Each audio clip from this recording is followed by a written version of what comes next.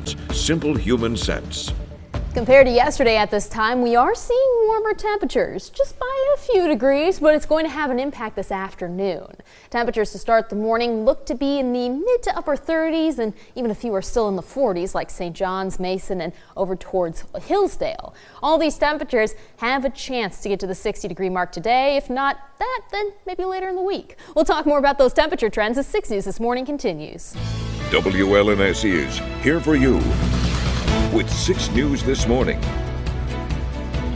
Some hot topic issues will be discussed during the Lansing City Council meeting today involving the historic Eastern High School and a troubled adult entertainment club. Good morning, Mid-Michigan. It's Monday, March 10th. I'm Jorma Duran. And I'm Megan Vaselli. Thank you so much for joining us. 6 News is here for you now with this morning's top stories. Despite demolition already underway at the nearly century-old high school, a group advocating to save Eastern High School are expected to speak before City Council members tonight. The group, called the Coalition to Preserve Eastern High School and Promote Mental Health, desperately wants to save the West Wing and auditorium before it's too late. The building is owned by University of Michigan Health Sparrow, which began its demolition last week to convert it into a 120-bed psychiatric facility. Sparrow officials say they've been working with alumni to make plans for a memorial garden at the site, but members of the coalition say the West Wing and auditorium are irreplaceable and want them to be saved because of their history with the community. The coalition will present their newest plan to preserve the building during public comments at the Lansing City Council meeting tonight. They also plan on demonstrating at the corner of Michigan and Pennsylvania Avenues from 4:45 to 5:45 p.m. Also happening at tonight's meeting, City Council members are expected to set up a hearing regarding the adult entertainment club Centerfolds and whether it can keep its cabaret license. City leaders will consider removing the license due to the South Lansing Club's long history of issues with violence. Most recently, just weeks ago, a man was shot and killed inside the club. 2 other people were shot there back in 2016, and another man was shot and killed in 2013. According to the meeting agenda, City Council members will appoint a hearing officer and schedule a cabaret license revocation hearing. They'll also request the Michigan Liquor Control Commission revoke the club's liquor license. Stay with 6 News for updates. The search continues for the suspect who triggered Ovid's shelter-in-place order on Thursday and stole a truck from the Michigan Milk Producers Association. Lansing police say since the incident, they have recovered that stolen truck, but it was being driven by another person who they arrested. Police say the Ovid suspect was seen on surveillance video stealing the truck on Thursday around 9:40 a.m. Officials believe he was last seen in Diamonddale on March 7th when a woman reported that someone stole Amazon packages off of her front porch. 6 News will continue to follow any new developments. An investigation continues this morning in Lansing after a fire broke out inside a detached garage. It happened just after 2 o'clock this morning on South Hayford Avenue, south of East Kalamazoo Street. Fire crews were able to contain and put out the flames and say there are no reported injuries. However, now they're trying to figure out what exactly caused the fire. Because the White House continues to try and shrink the size of the federal government by laying off, firing, or offering buyouts, leaders with the Michigan Department of Labor and Economic Opportunity want federal workers to know the state has resources to help them out. Director Susan Corbin says her department can help people file for unemployment benefits, get training for careers, and apply for new jobs. They can also connect you to resources from other departments like Pure Michigan and Michigan Works. There's a list of resources available on the Department of Labor's website, and you can find a link to it in the See On section of our website, WLNS.com.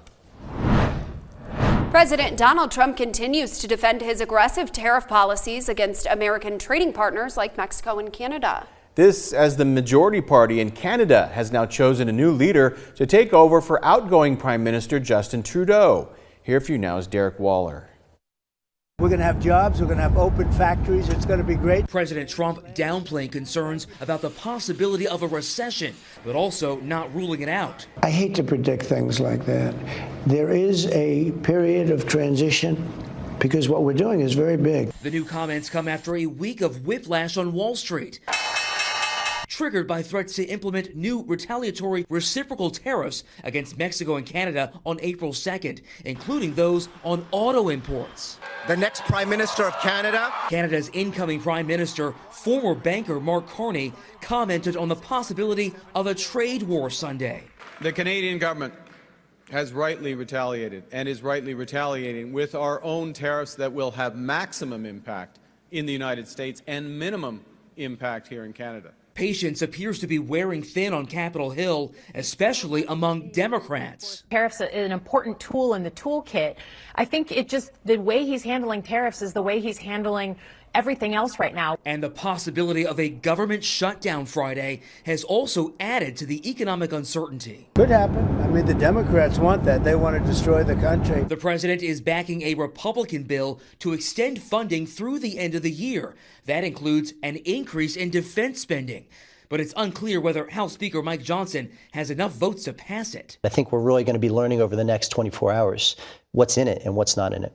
And the Republican-led House is expected to vote on that government funding bill as early as Tuesday. Derek Waller, CBS News.